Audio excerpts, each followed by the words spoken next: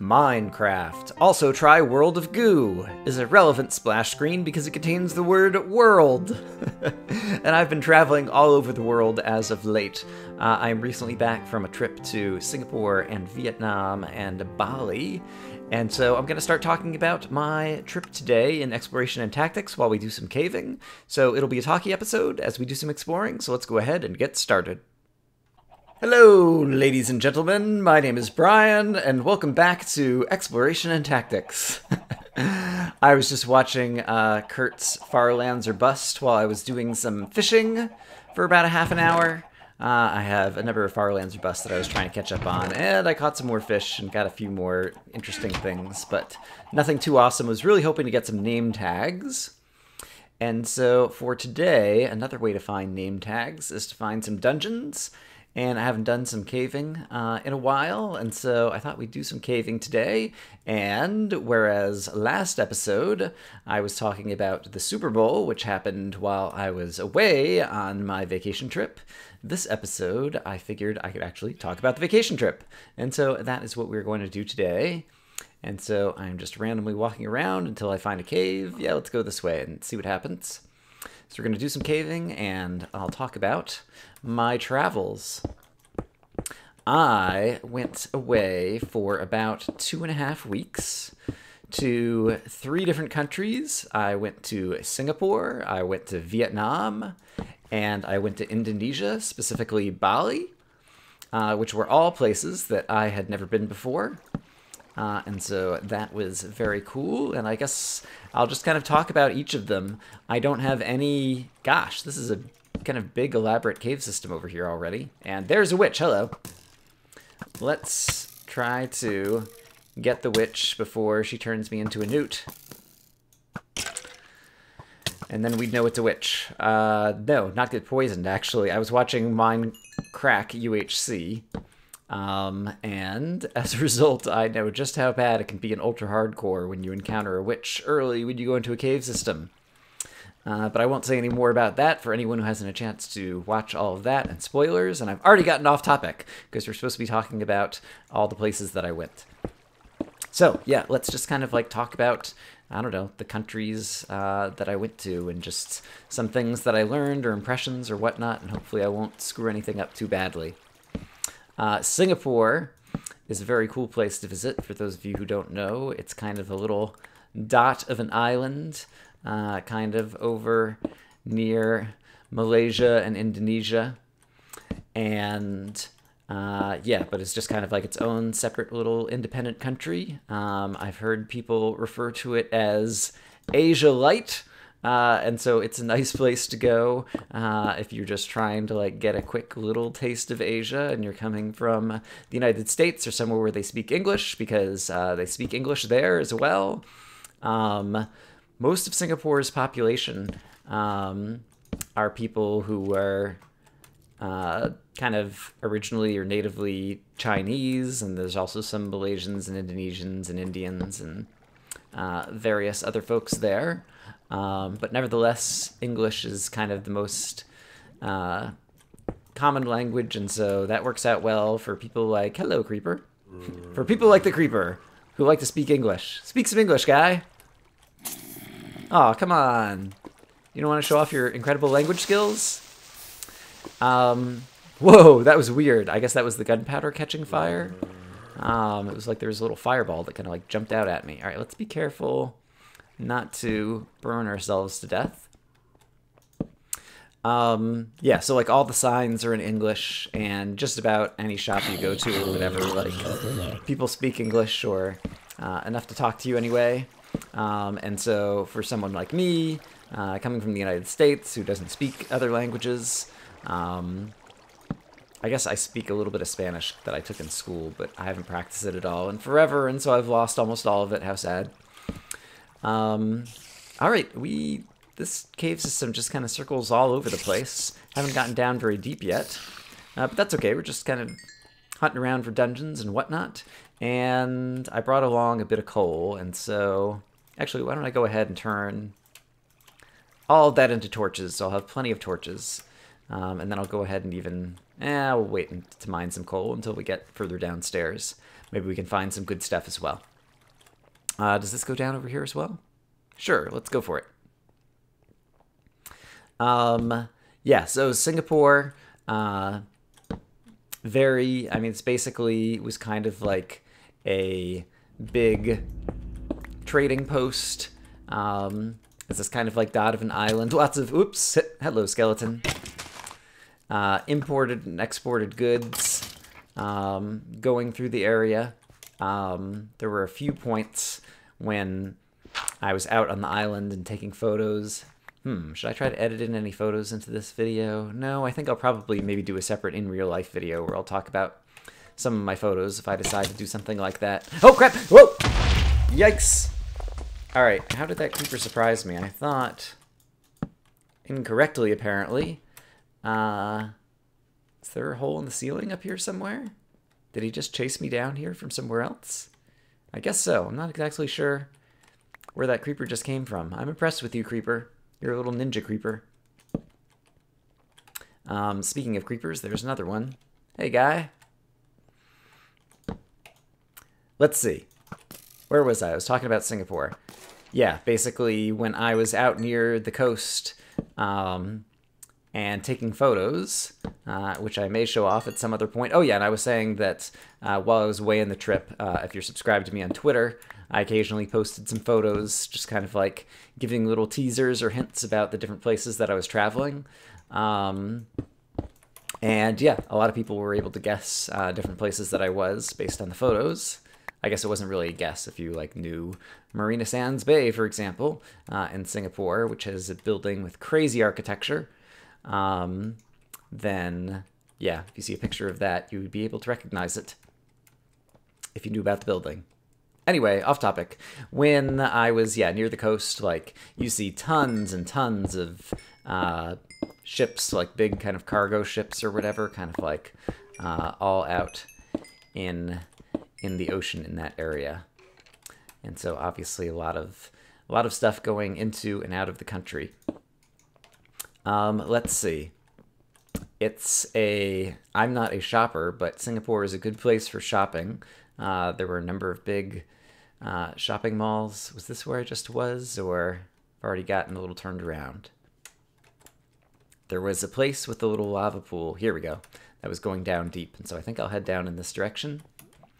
And I think, yeah, we'll just go ahead and do that in order to not have to deal with the lava myself right now.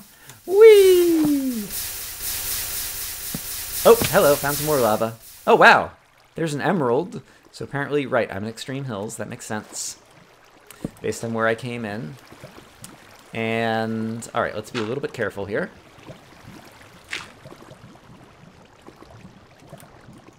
While I was in Singapore, there are a number of touristy things you can do. Even though it's a small island, it's still big enough to have a lot of different things, including museums. One that was particularly interesting to me was the Asian Civilizations Museum, which kind of gives history not only of Singapore, but of China and India and some Malaysia and different countries around there, although I was really interested to see kind of like about Singapore's history because I didn't know a whole lot about it. That it's a very, I don't know, if you think of like New York City and the island of Manhattan, like the kind of like main downtown area of Singapore is kind of built up a bit like that. Lots of big tall buildings. And population, but the island is still big enough that then it kind of like spreads out into green parks, and it's tropical. It's like at 1 degree north latitude, I think, and so right near the equator. And I was bringing that up. Why? Yeah, and so like the like parks and gardens and different things that they have around, like, you know, you have kind of like tropical, kind of like jungle hills. Jungle hills. It's like Minecraft. There goes a crazy bat. And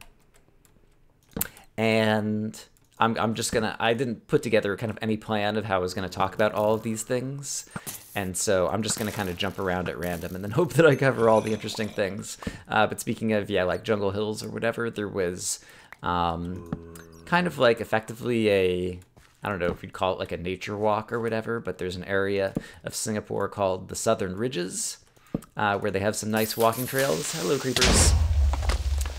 That basically go through nice kind of like natural areas where they've got good paths, but at the same time you go through some gardens, you go through, I think like the highest point in Singapore is Faber Point, where there's like a merlion statue, which I think might be one of the things that, yeah, I posted on Twitter a photo of. And the merlion is like, instead of a mermaid, it's a merlion. Because I guess the name Singapore originally comes from, is it like a river lion or something? I can't remember exactly now, what the name comes from. I think it's like a river lion because I think it was some early explorer thought he saw a lion on the bank of a river or something. Oh gosh. See, these are the points where, I'm sure I learned a whole lot during the trip, but then may have forgotten some of it or be screwing some of it up, so I hope I'm getting it right. But the merlion itself is something that was recently created by just like Singapore tourism or whatever to be kind of like a mascot or something for Singapore tourism. But now you can find it a number of places on the island. And so Faber Point, what I think might be the highest point on the island, was one of them. And so I was walking up hills and footpaths that bring you up around Faber Point. And yeah, nice weather, of course. Like I said, it's tropical, and so the fact that, you know, not really seasons like you have in northern areas of the United States. Yeah, in Singapore, at some point, I was swimming in the pool when it was like 87 degrees there, or I don't know, like 28 if you were doing Celsius rather than Fahrenheit. And meanwhile, back home here in the Seattle area, it was freezing or below freezing. And so that was definitely, it's nice if you're going to go on vacation. Oh, I guess the witch must have dropped those glass bottles. If you're going to go on vacation, for it to be a tropical vacation during your winter time. And so that was super cool for me, to be able to go swimming and do things like that.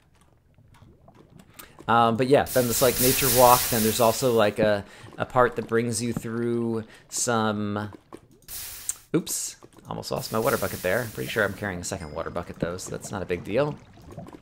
And this is nice. We'll probably find some diamonds and some good things here. I have a silk touch pick. I don't know that I need a ton of redstone for anything, but I will go ahead and mine up some redstone for experience, if nothing else, because I still have a number of things that I would like to get good enchants on, and don't have any kind of experience farms or anything in this world as of yet. And so getting the experience from this is good. Yeah, basically, as you go through that walking path, there's some gardens with different flowers, and you can learn about certain plants and things that are found there in Singapore and the area.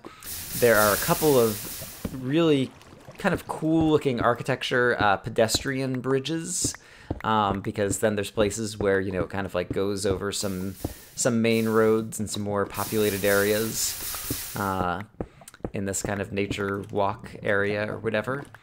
And as someone who is mildly scared of heights, yeah, going across some of these very high pedestrian bridges, like over some roads and different things, was not always my favorite thing to do, but you got to do what you got to do in order to see some beautiful nature trail kind of stuff. Let's see. And so yeah, that was one thing I did one day that lasted, I don't know, like 3 hours or something for like a nice trail walk. See some gold over there. Let's go up here really quick. Let's find a better way to go up here really quick. There we go. Hello, cave noise. I hear you. Let's see. The Marina Sands Bay is, if you look it up, you know, just do like a image search or something, you'll see like the crazy building architecture shape, whatever. It's kind of like these three, I don't know, skyscraper kind of tower buildings that are kind of like separate, distinct buildings. And then sitting across the top, there's like this big boat-like garden thing. I don't even know how to describe it. All right, apparently we're going to get into a mine shaft over there. I don't care to really explore a mine shaft right now, so let's head another direction. And I guess it's a casino. I think it's like actually like owned by Vegas. Like I think there's like Marina Sands in Vegas or whatever, and so like the same company or something like owns this Singapore casino, I think. I don't know a ton about it. I kind of walked around it, but I didn't actually go inside. But right on kind of like the same properties, the Marina Sands right there, there's also another museum that has... I was mostly interested in the kind of like different temporary exhibits that they have going on. And so one of them was about dinosaurs, and you got to see dinosaur bones and kind of a dinosaur exhibit. And so I've been to different dinosaur museums in the past or whatever, but that was one of the current exhibitions that was going on at the museum, whose name, I can't think of the name of this museum right now. And the other one was one that I thought was interesting that was... Oh gosh, am I going to think of his name? Architect who does, well, kind of designer who has like a very famous chair. And it was sponsored by the company that makes the chairs. And I can't think of either of their names right now. I might have to edit that into this video if I don't come up with it on my own. But yes, kind of a design museum basically. And wow, I am already full up. Well, the good news is, well, I guess there's a few pieces of good news. One is I have a bunch of things I can discard that I really don't care about. And the other is I also have... All right, I've got plenty of coal. I don't really need to worry about the coal right now. I also have an ender chest on me, and so I'll be able to use that for some future inventory management as well. But after discarding some things I don't need, I'm still in good shape. Let's see. Getting distracted. Let's try to get back to other things from Singapore. So like downtown and kind of like the main downtown area that's by all of these things. Oh, so in terms of getting around in Singapore, they have an excellent kind of like metro subway kind of system. I guess some of it's kind of like below ground subway and some of it's above ground trains. It's kind of below ground in the downtown kind of like center area and above ground in other places. But it is very good because it runs very frequently. And I forget how big like the whole island is. I want to say like on the order of 50 kilometers across, kind of like east-west or something. And so like the east-west line is kind of like the main line that I was kind of like taking to go across bits of the island. But the trains run very frequently, even if it could take you, you know, like an hour's travel to get like all the way across, and they're cheap. A lot of Singapore is actually expensive. Like it's a pretty expensive place to live and stay. But yeah, the metro is cheap and the bus system, like they both... You just like put some money on a card and then you swipe the card as you go in and out of the metro or the bus or whatever. And so it's a very convenient way to just kind of like get around town. Like took a taxi like once or twice, which is more expensive, but like the public transit really is pretty good there. So that was happy. Let's see. Still have not found any dungeons. Still have not found... Yeah, dungeons to get name tags is kind of like one of the main things I want to do. Diamonds would not suck because I still don't have a ton of them in this world. But yeah, it looks like we've got a pretty extensive cave system over here, so I have high hopes. He's got high hopes. All right, let's see. Wow. Yeah, there's got to be some diamonds around here, right? I think so. Who could deny such a thing? Diamonds, diamonds, where are you? I've come to find you. Let's see. I went to the Night Safari in Singapore. And so basically, it's kind of, you know, like a zoo kind of place or whatever. But basically, the Night Safari, it opens up like at 7 p.m. or something. And so they have lots of nocturnal or crepuscular animals that you see on the Night Safari. And you can just kind of like walk around this area, or there's like a tram that takes you around to see different animals. And yeah, that was somewhat cool. Definitely a few animals that I don't see around here that I saw in those areas. I guess we'll talk more about other animals that I saw when we get to Vietnam and Bali, because I think some of the animals are a little bit more relevant to the stories of my travel in those other countries. But I went to the Night Safari, and then there's also a bird park where they have, I don't know, you know, like all kinds of, you know, parrots and toucans, and they even had like a bald eagle on display. And so they've got birds from different portions of the world, but most of them are kind of like tropical from that area. And yeah, that was cool to see. And all right, I haven't run into any silverfish yet, although I guess I haven't been mining that much stone. But since we're in extreme hills, we should stay on mild alert for such things as these. I definitely, yeah, having just watched Kurt, I think I have some extra Kurt-isms in my vocabulary right now. Yeah, I have a number of videos to catch up on now that I'm back in town, and so my YouTube, my little watch later queue, still has a number of videos in it, and of course Minecraft just started another season of Ultra Hardcore. And this season, some seasons in the past, like I've watched everyone's perspective or whatever this season, I'm not planning to do that, and instead, I guess I could be silk touching these emeralds to fortune them later. I don't know that I'm really going to use the emeralds for anything, though. Let's go ahead while we have a quick break, where things are pretty quiet, other than the spider that I hear. That's probably a crazy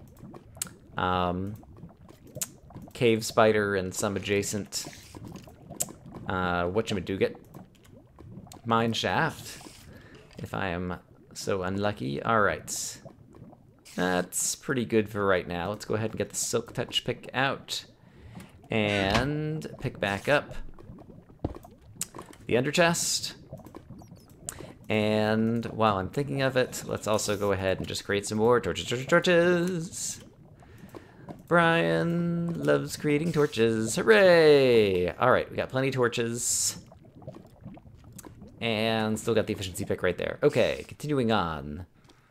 Let me actually, I have no idea as I'm starting to talk through all this, how much time I've already spent rambling and exploring. So let me check on the time of this episode. I don't think we're that deep into it, but I've just kind of completely lost track, so I'll see you guys in a moment. Looks like about 22 minutes so far. We can keep going. I hear you, zombie. I don't see you yet, but I hear you. Let's see. Also kind of in the downtown area of Singapore by the museums, there is, I think it's called Gardens by the Bay. There is, yeah, kind of like a big kind of like garden greenhouse area. But then there's also these, I think they call them like mega trees or something, but like they're, not really sure how to describe them. They're kind of these structures that kind of look like gigantic trees that then have kind of like plants and vegetation like growing up on the structures or whatever. And so from a distance, they look kind of like giant trees or something. And I don't know why I was talking about that because I didn't find that to be too interesting. Although at the end of one day, oh, hello, skeleton. I see you there. And I guess you shot a little bit too high, and your arrow, did it like go into this block but then fall down? I'm kind of unclear how the skeleton's arrow, I guess if I shoot an arrow up into the ceiling, like it just sticks in the ceiling, right? And so I'm not sure. Oh, now it fell down. Are there different, have they changed the arrow logic? I don't know. Arrows in this game, there's so many things in Minecraft that seem like there are always bugs that just never get fixed. Like the fact that arrows can like bounce off of enemies and bounce off of different things, and you can hit yourself with your own arrow as a result of that, and different things like always seemed like just bugs to me that never worked. Who knows how the arrow physics in this game work? Let's see. I was talking briefly about Gardens by the Bay. Yeah, I ended up getting ice cream at the end of one day in one of the shops that was over by Gardens by the Bay. So that was a reason that I just thought of it. In Singapore, fitness seems to be very popular, and so there were also a number of running paths, where you'd see kind of like joggers, kind of like out during the day all the time over here. All right, I hear the zombies, and obviously this is going to open up into a big area. Okay, there's one zombie who's on fire, and so he's probably almost dead. And right now, you're the only one I hear, I think. No, there's another one up here. All right, so this is a little dangerous, kind of climbing upwards. But let's do this. Let's try to get some verticality. All right, looks like there might have been a ravine over there. And just trying to get a sense of what all's around me, because I definitely hear more thingies. There's also... Okay, here's a mine shaft again. And I think I see a creeper over there. What's it called? The Esplanade is a kind of theater that is shaped kind of like a durian. So fruits, oh my gosh, tropical fruits in all of these countries. Durian is kind of like this very spiky fruit that's also very smelly, and so a lot of people don't like it because they don't like the smell. But in any case, the architecture of this particular theater downtown, the Esplanade... Okay, looks like there aren't any ledges above me right here, and so I don't immediately have to worry about guys falling on my head, but that's going over in the mine shaft area, so I prefer to go the other direction. Just because I don't feel like dealing with cave spiders while I'm trying to do storytelling. Although I definitely hear a spider somewhere, and there's some ledges up here. So let's be careful. Oh, whoa! Speaking of ledges... Alright, good news is, we're not in ultra-hardcore mode, I've got a full stomach, and so my hearts are coming back. Phew! And that spider is still somewhere. Oh my goodness. Let's see. Hey, there you are, spider. Oh, there's the arrow bouncing off. Admittedly, that's because you weren't actually there. That's another one of the bugs, that it's like, hey... Why should the game actually know where the mobs are? Instead, it will just display them in random positions near where the mobs are. Fix your game, Dinnerbone. Alright, let's see. Let's grab another emerald over here. I was really hoping that... Like, I'm probably getting close to a half an hour here. I was really hoping that before the first episode was done, some of my dungeon luck would kick in, since I haven't done much spelunking in Minecraft on camera. In a while, and it used to be the case that I was very good at just stumbling upon dungeons, and I really want to find some more dungeons to get some more name tags, and so we'll keep going for a little bit just to see if I can possibly have some of that luck kick in. I can't remember if mine shaft chests can ever contain name tags. That might be something I should look up on the wiki to see if I should go explore any of that mine shaft. Let's see. I am completely just randomly going back and forth about different Singapore stories. Hello, I hear the zombie walking. Has he spotted me? Oh, there he is. Hey, buddy. Hey, zombie potatoes! This episode of Exploration and Tactics is sponsored by Zombie Potato Industries. Zombie potatoes, when they're just not ordinary potatoes.